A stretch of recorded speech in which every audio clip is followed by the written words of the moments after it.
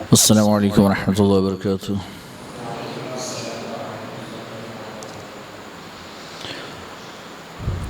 الحمد للہ رب العالمین والصلاة والسلام علی سید الانبیاء والمرسلین، اما بعد۔ بخاری شریف کا درس ہمارا جاری ہے۔ حدیث نمبر 46 کی تشریحات ترجمہ ہو چکا، ایک آخری لائن کی تھوڑی سی وضاحت اور اس کی تشریح باقی تھی۔ میں نے کہا تھا آئندہ ہفتہ پھر انشاءاللہ بیان کریں گے۔ ایمان، اسلام، احسان اور قیامت کے تعلق سے آنے والے نے سوال کیا اور بیان کیا جاتا ہے کہ وہ زمام ابن ثعلبہ تھے جو اہل نجد سے تھے، بکھرے ہوئے بال کے ساتھ آئے اور سوالات کیے۔ جب واپس پلٹ کر جانے لگے تو وہ یہ کہتے ہوئے گئے، وَهُوَ يَقُلْ وَاللَّهِ لَا أَزِيدُ عَلَى هَذَا وَلَا أَنْقُصُ، واللہ کی قسم میں نہ اس میں کچھ زیادہ کروں گا نہ کچھ کم کروں گا۔ تو سوال یہ پیدا ہوتا ہے جو یعنی کہ سرکار نے بیان کر دیا، میں اس میں کچھ زیادہ یا کم نہیں کروں گا، حالانکہ زیادہ تو کر سکتے ہیں، کرنا چاہیے، اچھی بات ہے۔ محمود اور پسندیدہ بات تو یہ کہ زیادہ کرے بندہ۔ یہ کہتا ہے اللہ کی قسم میں نہ زیادہ کروں گا نہ کم کروں گا۔ اور اس بات پر سرکار نے فرمایا افلح ان صدق، اگر یہ اپنی بات میں سچا ہے تو کامیاب ہوا۔ تو کہتے ہیں اس کا مطلب یہ تھا کہ ان کے کہنے کا مطلب یہ تھا کہ جو اللہ کے رسول صلی اللہ علیہ وسلم نے جو فرائض بتائے ہیں میں اسی کو فرض مانوں گا، اپنی طرف سے کسی چیز کو فرض نہیں مانوں گا۔ اچھا، یہ کہنا اور ماننا تھوڑا سا فرق ہے۔ وہ کیا؟ ایک بندہ ہے جو یوں مانتا ہے کہ نہیں 40واں تو 40ویں دن ہی ہونا چاہیے، یہ جائز نہیں ہے، یہ جائز نہیں ہے۔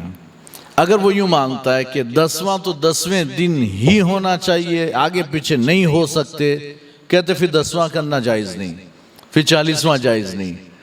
ہاں، یہ یعنی کہ ہم اصالِ ثواب کی محفل سجاتے ہیں، بزرگوں نے ایک طریقہ دیا کہ بھائی ویسے تو تم یاد نہیں کرو گے اپنے مردوں کو، چلو 10واں 40واں کے نام پر تم کو جمع کر دیا تاکہ اپنے مردوں کو اصالِ ثواب کر دو، تو اس کو ضروری مت سمجھو۔ تو یہ یعنی اسی طرح سے ایک بندہ، یا امام صاحب نفل تو نہیں پڑھتے، یہ کیسا ہے، یہ کیسا ہے، ایسا یہ تھوڑی چلے گا، نہیں چلے گا، یہ تیرے گھر کی شریعت ہے کہ نہیں چلے گا، اللہ و رسول نے چلایا تو نہیں چلائے گا۔ تو گویا تو نے امام کے لئے نفل ضروری سمجھے تو پھر گویا کہ یہ شریعت سے ہٹ کر بات کی ہے۔ امام پڑھتا ہے وہ اپنی مرضی کی بات ہے، اور امام کیا، میں یہ تو صرف نام لے لیا امام، ورنہ ہر آدمی کی بات ہے، پڑھتے ہیں ان کے فائدے کی چیز ہے، انہیں ثواب ملے گا، زیادہ ثواب ملے گا۔ اور عبادات میں جو کمی بیشی، فرائض میں کمی بیشی رہ گئی ہو تو اللہ تعالیٰ ان نوافل کے ذریعے ان کمی بیشیوں کو، کمی زیادتی کو پورا فرمائے گا۔ لیکن بس کہنے کی بات یہ کہ جو ضروری نہیں اس کو ضروری مت کرو، جو چیز فرض نہیں ہے۔ تو ان کے کہنے کا مطلب یہ تھا اللہ کے رسول نے جن چیزوں کو فرض کہا ہے میں انہی کو فرض کہوں گا، اس کے علاوہ جو چیز شریعت میں فرض نہیں میں اپنی طرف سے کسی چیز کو فرض نہیں کروں گا، یہ ہے۔ تو ہمارے یہاں اسے فرض تو نہیں کہتے لیکن مانتے فرض ہیں، کہتے نہیں لیکن مانتے ہیں، ماننا بھی نہیں کہنا بھی نہیں ہے، ٹھیک ہے۔ اسی طرح دوسرا ایک جواب یہ بھی دیا جا سکتا ہے کہ ان کے کہنے کا مطلب چونکہ یہ تو اپنی قوم کی جانب سے قاصد تھے اور یہ واپس لوٹ کر اپنے قوم والوں کو بتائیں گے کہ حضور نے مجھے کیا کیا بتایا، تو ان کے کہنے کا مطلب یہ تھا کہ جتنا حضور نے بتایا ہے اتنا ہی منوعاً ویسے کا ویسا میں جا کر اپنی قوم والوں کو بتاؤں گا، اس میں میں کچھ کم زیادہ نہیں کروں گا۔ تو سرکار نے فرمایا اگر یہ سچا ہے تو کامیاب ہوا۔ اور تیسرا یہ جو یہ سچا ہے تو کامیاب ہوا، اس کا مطلب یہ تھا کہ یہ ایک نیاز مندانہ جواب تھا، نیاز مندانہ عقیدت والا اور نیاز مندی کا جواب، یعنی کہ بندہ اپنے بڑوں کے سامنے ہو اور بڑا کہ یہی کرنا ہے، اس نے کہا بالکل آپ جیسا کہتے ویسا ہی کروں گا، بندے نے کہا یہی جواب نیاز مندی کا جواب ہے اور یہی جواب فرما برداری والا جواب ہے کہ ویسا ہی کروں گا، میں کچھ کم زیادہ نہیں کروں گا، آپ نے جیسا کہا ویسا کروں گا۔ سرکار نے فرمایا اگر واقعی جیسا میں نے کہا ویسا ہی کرتا ہے، اگر یہ اپنی بات میں سچا ہے تو کامیاب ہوا۔ اور کامیابی کے لیے ظاہر سی بات ہے بندہ فرائض ہو، واجبات پر عمل کریں اور حرام چیزوں سے بچے تو واقعی بندہ کامیاب ہے۔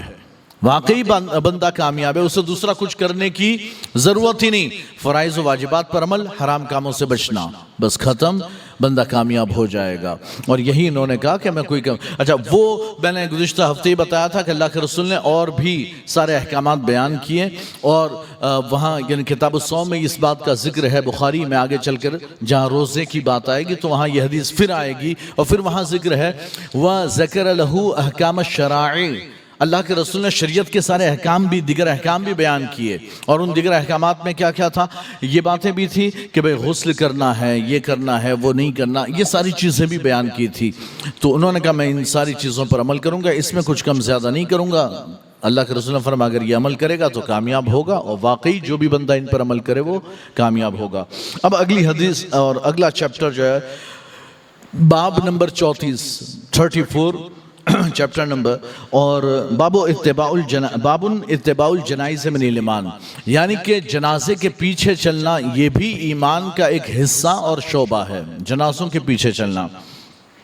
اور اس میں جو حدیث ہے اسی سے ہم احناف نے استدلال کیا ہے کہ جنازوں کے آگے آگے نہیں چلنا، جنازوں کے پیچھے چلنا چاہیے، آگے نہیں چلنا چاہیے، جنازے کے پیچھے چلنا چاہیے۔ لیکن یہ حکم چلنے والوں کے لیے ہیں، جو چلنے والے ہیں ان کے لیے، جو کاندھا دینے والے ہیں وہ تو بیچارے آگے جائیں گے تبھی تو کاندھا دیں گے، ہمارے لمبی لمبی لائنیں لگی ہوتی ہیں۔ ایک طریقہ تو یہ بھی ہو سکتا ہے کہ بندے پیچھے ہی سے آگے آئیں اور کندھا دیتے ہوئے پھر پیچھے ہو جائیں، پھر آگے آئیں پھر پیچھے ہو جائیں، ایک طریقہ یہ۔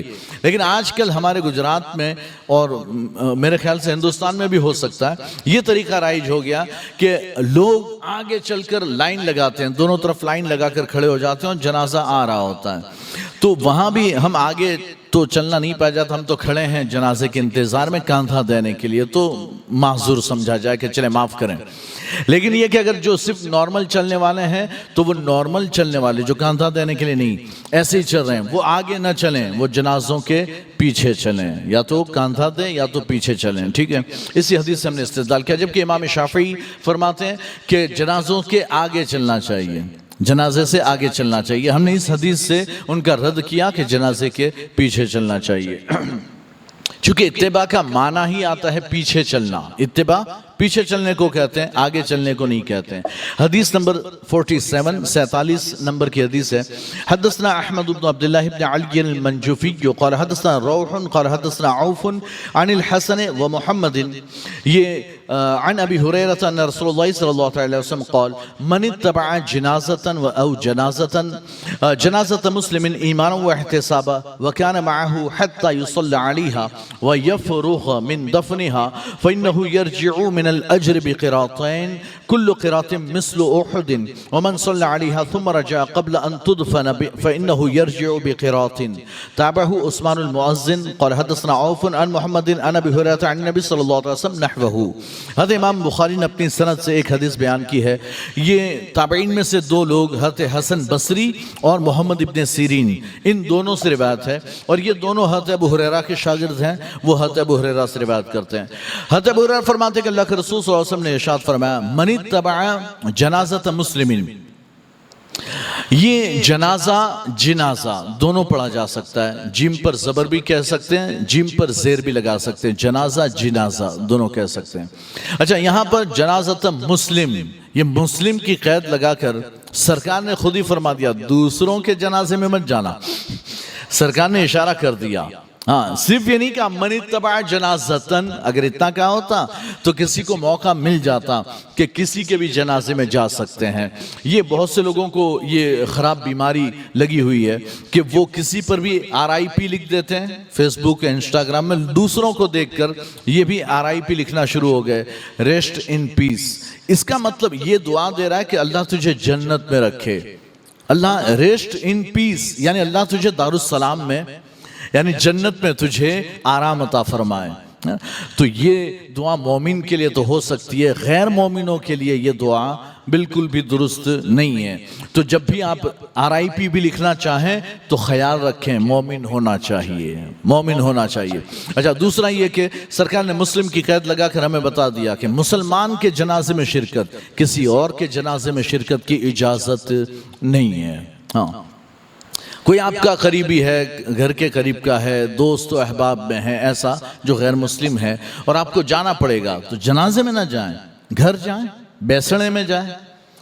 بیٹھنے میں ہوتا نا بیسڑوں، تو بیٹھنے کے لیے جب ہوتی ہے وہ دعوت، آپ وہاں جا کر بیٹھ کر آ جائیں کہ بھئی وہ کاروبار کا سلسلہ ہے یا دوست تھا یا پڑوسی ہے، تو آپ جائیں بیٹھیں، ان کا کچھ کام ہو تو کام کاج میں کام آ جائیں، لیکن جنازے میں تو صرف مسلمان ہی کے جنازے میں شرکت کریں۔ تو فرماتے ہیں کہ جس نے مسلمان کے جو بندہ، سرکار فرماتے ہیں من اتبع جنازت مسلمین، جو کسی مسلمان کے جنازے کے پیچھے چلا، کیسے؟ ایمان و احتسابا، ایمان کے ساتھ، بندہ بھی مومن ہونا چاہیے، ایمان کے ساتھ، و احتسابا، اور حصول ثواب کی نیت سے، ثواب کی نیت سے چلتا ہو، دکھاوا اور ریاکاری کے لیے نہیں کہ یار فلاں کا انتقال ہو گیا منہ دکھانے جانا پڑے گا۔ بہت سے ایسے ہوتے ہیں کہ جنازوں میں شرکت کیوں کرتے ہیں؟ منہ دکھانے کے لیے، منہ دکھائے کہ بھئی یا اس کے یہاں انتقال ہو گیا، میت ہو گئی ہے تو منہ دکھانے جانا پڑے گا، تو پھر جاتے ہیں اور خاص یعنی کہ اس آدمی سے ملاقات کر لیتے ہیں جس کے گھر میں میت ہوئی ہے، اور کیسے اللہ صبر انا للہ و انا الیہ راجعون، ملاقات کر لی، چہرہ دکھا دیا نا، پھر دھیرے سے سرک جاتے ہیں، چاہے نماز جنازہ پڑھ کر یا بغیر نماز جنازہ پڑھے بھاگ جاتے ہیں۔ تو ایسا اگر کوئی گیا تو سمجھو ثواب نہیں ملے گا، تو ثواب نہیں ملے گا۔ سرکار نے یہ قید بھی لگا دی کہ خود بھی مومن ہو، جنازے مسلمان کے جنازے میں شریک ہونے والا خود مومن ہو، و احتسابا، اور نیت حاصل یعنی کہ ثواب حاصل کرنے کی نیت سے آیا ہو۔ کہتے ہیں وَكَانَ مَعَهُ، اور وہ جنازے کے ساتھ رہے، حَتَّى يُصَلَّ عَلَيْهَا، یہاں تک کہ اس پر نماز جنازہ پڑھی جائے، وَيَفْرُغَ مِن دَفْنِهَا، اور یہاں تک کہ اس کے دفن سے لوگ فارغ ہو جائیں، تب تک وہ ساتھ رہے، تو پھر کیا ہوگا؟ فَإِنَّهُ يَرْجِعُ مِنَ الْأَجْرِ بِقِرَاطَيْن، تو وہ بندہ 2 قرات ثواب لے کر لوٹے گا، 2 قرات ثواب لے کر لوٹے گا۔ اب یہاں سرکار خود ہی فرماتے ہیں، حالانکہ دیگر روایتوں میں کہ صحابہ نے پوچھا تھا، مسلم وغیرہ میں یہ صراحت ہے کہ سرکار نے جب یہ فرمایا نا کہ وہ 2 قرات ثواب لے کر لوٹے گا، تو صحابہ نے اس کے یا رسول اللہ یہ قرات کیا ہیں؟ اس لیے کہ ان کے زمانے میں جو وزن چلتے تھے، ہمارے یہاں گرام، کلو گرام، تولہ، ماشا یہ چلتا ہے، تو ان کے زمانے میں جو اوزان چلتے تھے اس میں قرات جو ہے نا وہ 8 جو کے دانے، 8 جو کے دانے 1 قرات ہوتا تھا۔ یہ ذرا سا ہوا، اتنا ثواب ملے گا ذرا سا؟ تو صحابہ نے اس کے یا رسول اللہ کتنا، یہ قرات کیا ہے؟ تو سرکار نے فرمایا کل قرات مثل احد، ہر قرات احد پہاڑ کے برابر ہے، ہر قرات۔ یعنی اب وہ نماز جنازہ میں بھی شریک، دفن میں بھی شریک، تو 2 قرات لے کر لوٹا، ہر قرات احد پہاڑ کے جتنا بڑا، اتنا ثواب ملے گا، تو 2 احد پہاڑ جتنا ثواب لے کر لوٹے گا۔ پھر سرکار فرماتے ہیں وَمَنْ صَلَّ عَلَيْهَا ثُمَّ رَجَعَ، اور جس نے اس پر نماز جنازہ پڑھی پھر لوٹ گیا، قبل ان تدفن، قبل اس کے کہ اسے دفن کیا جاتا، دفن سے پہلے نماز جنازہ پڑھ کے لوٹ آیا، فَإِنَّهُ يَرْجِعُ بِقِرَاطٍ، تو وہ 1 قرات کے ساتھ لوٹے گا، 1 احد پہاڑ جتنا ثواب لے کر لوٹے گا۔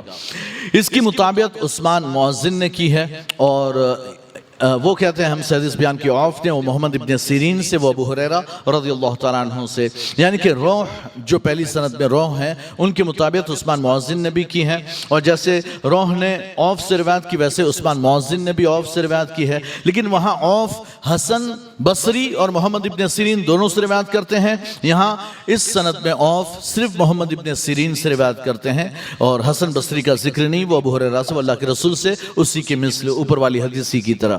بہرحال تو جنازوں میں ہمیں شرکت کرنی چاہیے، ایمان تو ہے ہی لیکن حصول ثواب کی نیت سے ہمیں شریک ہونا چاہیے، اور جنازوں میں ہماری یہ شرکت نماز جنازہ اور دفن تک ہونی چاہیے تاکہ 2 قرات لے کر ہم لوٹ سکیں۔ یہ 35واں باب ہے، 35 چیپٹر ہے۔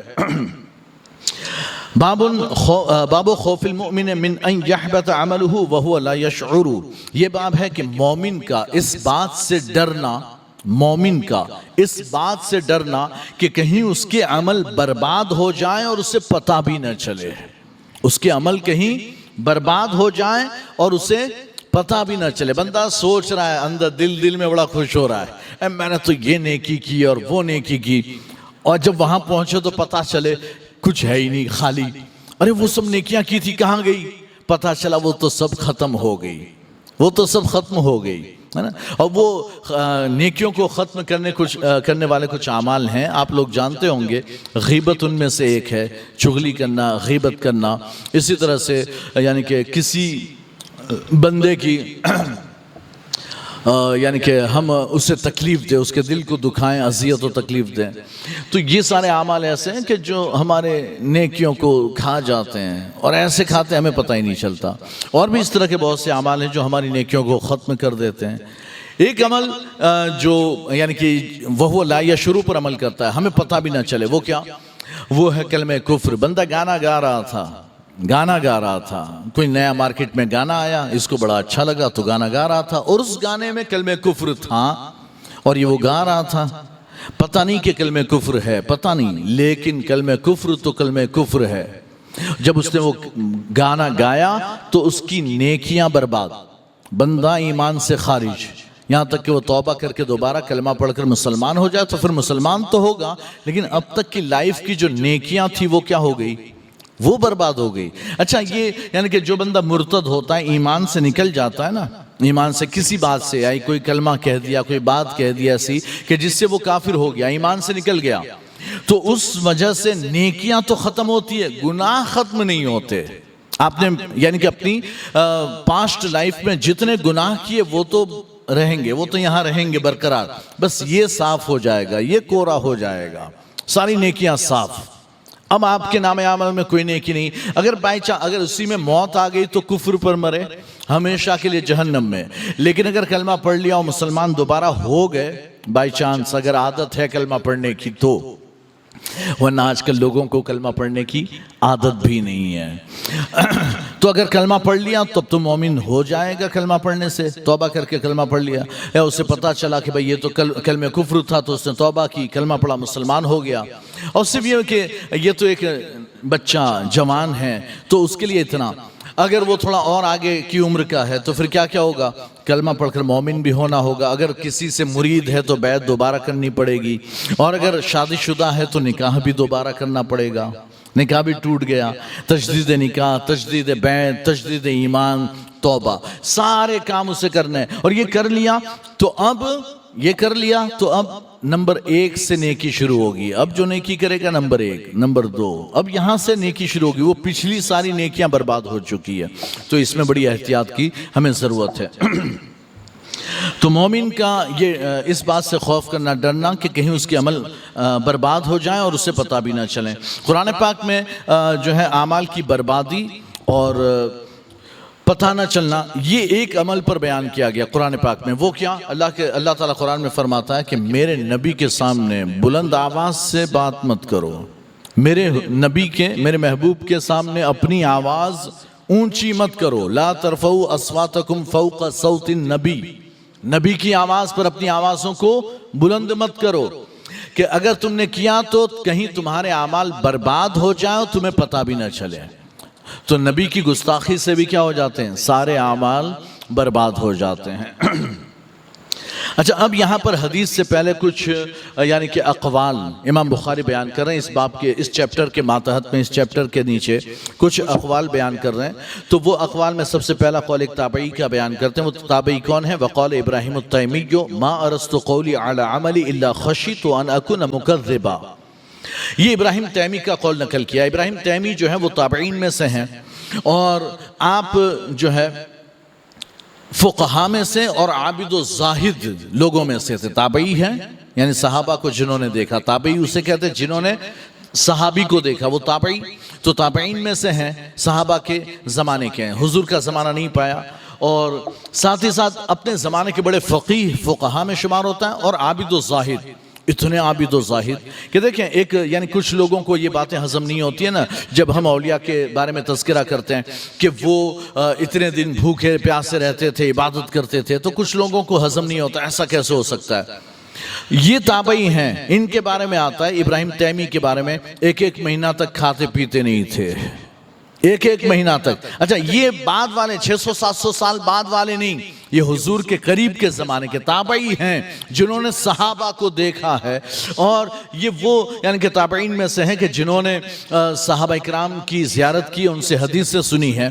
تو قریب کا زمانہ ہے, حضور کی وفات سے قریب کا زمانہ.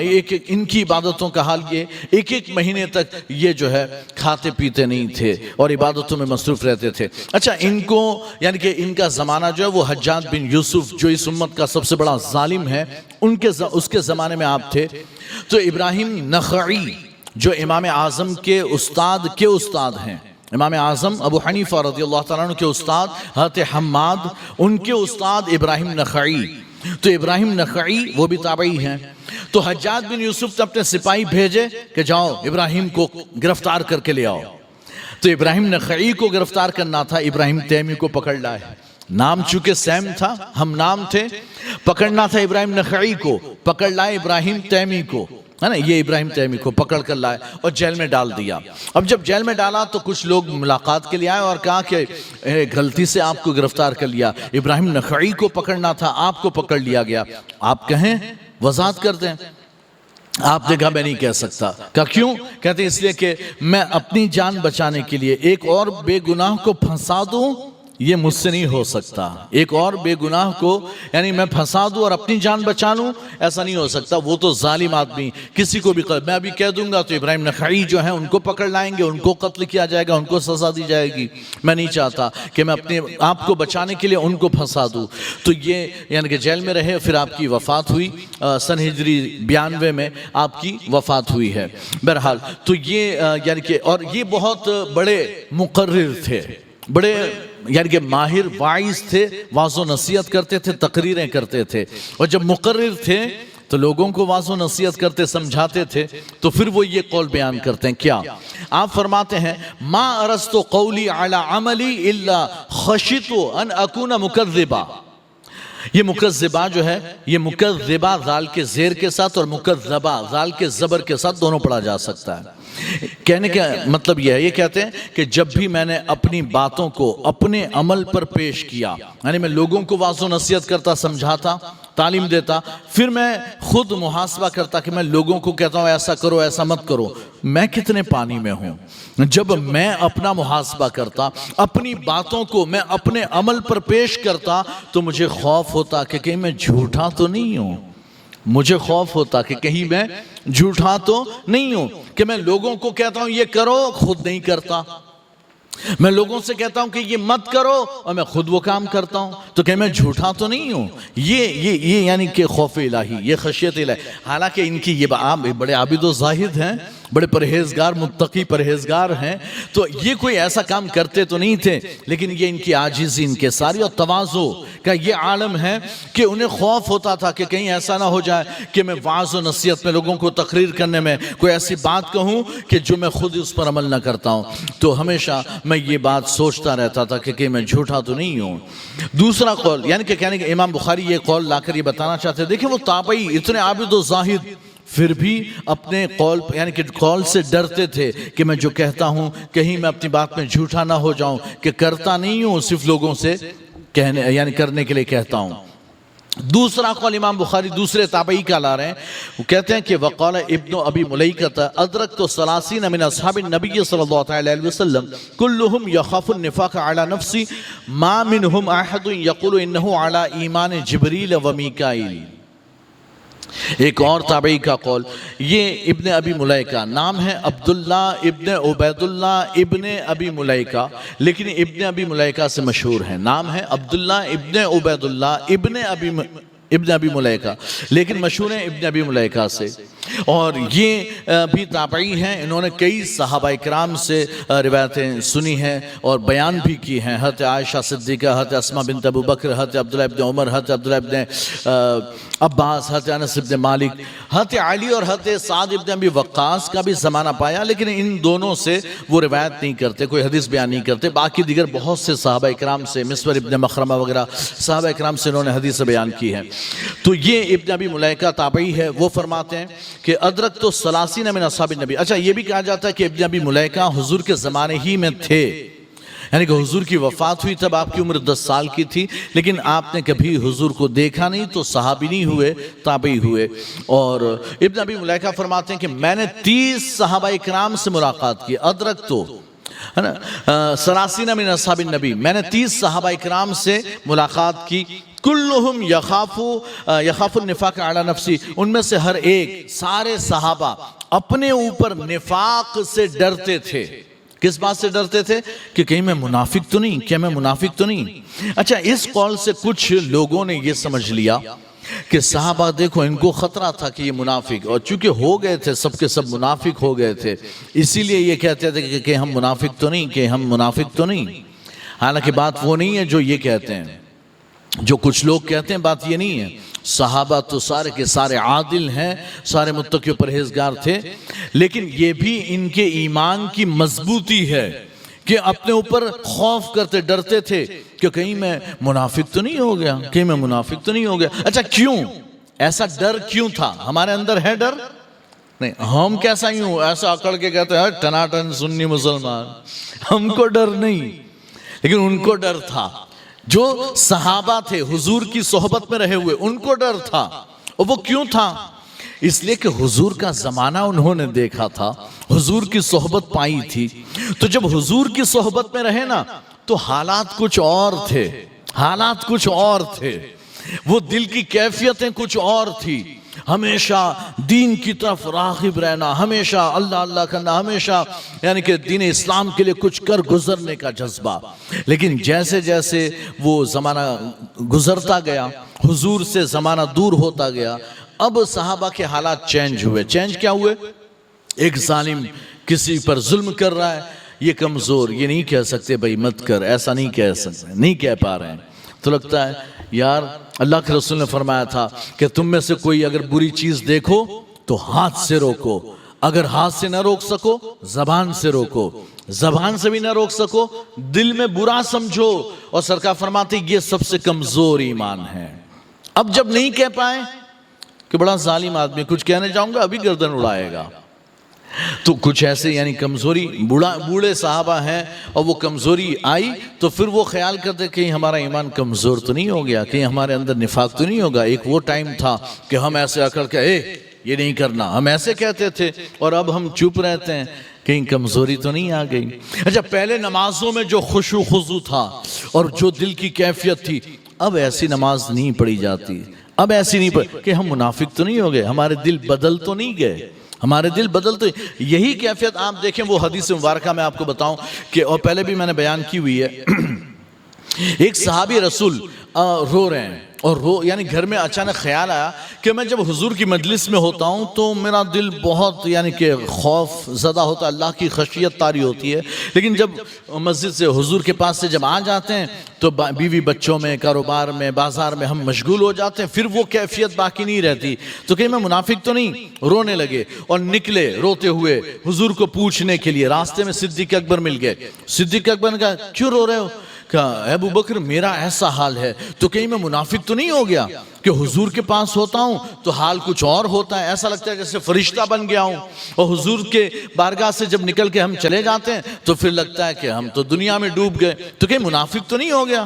تو صدیق اکبر کہتے یار یہ حال تو میرا بھی ہے، تو کہیں میں منافق تو نہیں؟ تو چلو دونوں پوچھتے ہیں، تو دونوں حضور کی بارگاہ میں آئے، یا رسول اللہ ہمارا ایسا حال ہے کہ آپ کی بارگاہ میں ہوتے ہیں تو دل کی کیفیت کچھ اور ہی ہوتی ہے، ہم یعنی کہ بالکل دنیا مافیا سے بے خبر ہو کر اللہ رسول کے ہو جاتے ہیں، لیکن جب آپ کی محفل سے اٹھ کر چلے جاتے ہیں تو بیوی بچوں میں، کاروبار میں، دنیا میں مصروف ہو جاتے ہیں، وہ کیفیت دل کی نہیں رہتی، تو ہم منافق؟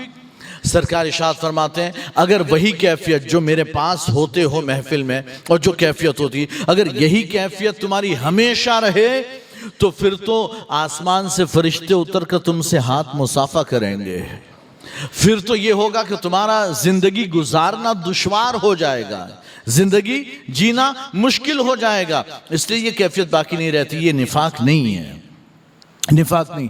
تو یہی حال جب صحابہ کا حضور کے بعد ہے نا دنیاوی معاملات ہونے لگے۔ اچھا پھر اب دیکھیں ابو ہریرہ کا حال کیا ہے۔ پہلے حضرت ابو ہریرہ اصحاب الصفہ میں سے تھے، مسجد کے باہر اوٹے پر چبوترے پر بیٹھے رہتے، کوئی کمائی نہیں، کوئی کچھ نہیں ہے، نہ گھر بار ہے، نہ کھانے پینے کی فکر ہے، اگر کسی نے کچھ لا کر دے دیا تو کھا لیا، ورنہ بھوکے پیاس حضور کے در میں پڑے رہتے تھے، وہاں پر پڑے رہتے تھے۔